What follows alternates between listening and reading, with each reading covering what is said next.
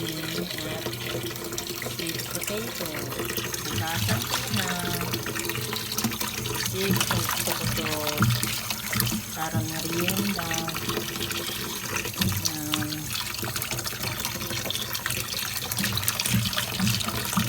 Ang tamis kaya nito. Kaso lang tignan ninyo, ang pangit. Pero favorite ko to eh. Kaya pag nag-grocery kami, talagang ito yung inaano ko. Gusto ko nito. Ayoko kasi yung lagi na lang laging kanin. Ito, ang tawag dito ay plantain. Ito ay, hindi ko alam kung meron ito sa atin, pero nung first time ako dito, naku, akala ko ito yung dilaw na saging na yung kakainin na lang siya, hindi pala. So, iba pala yan.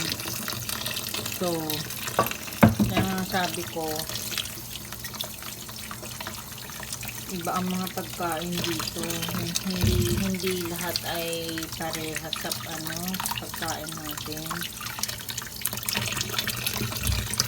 Ko lang na dito ko natikman lahat ng kulay, kung ano. Tapos dito may mga organic pa nito. Pero ito yung kinakain talaga sa atin. Yung na po, kamote na yan. Ito ko siya. Kasi yan ang kinakain ko. Ayoko kasi ng ayoko ng inaano siya, yung lagi na lang tinapay, nakakataba. Tapos kanin, ayoko din ng kain ng kanin. Kasi nga, di ba, dali natin tumaba. Ang bigat sa tiyan pati. Yan parang may mga ganyan. Pero ang tamis nito, tamis talaga. Kaso lang lagi kang, alam mo ba yun? Lagi kang kinakabag. Once na ka nito, kumain ka, naku, lagi ka talagang kakabagin.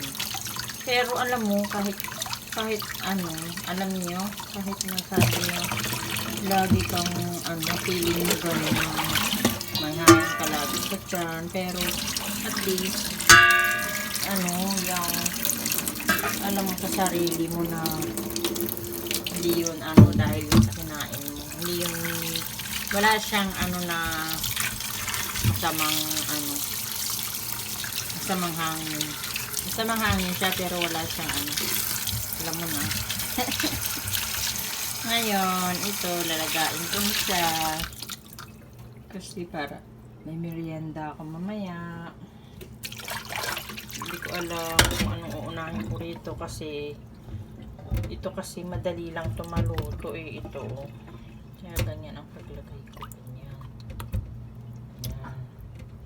So, pag maraming tubig, hindi rin maganda kasi malalata siya. So, ganyan lang. Tapos mamaya babawasan ko yung tubig.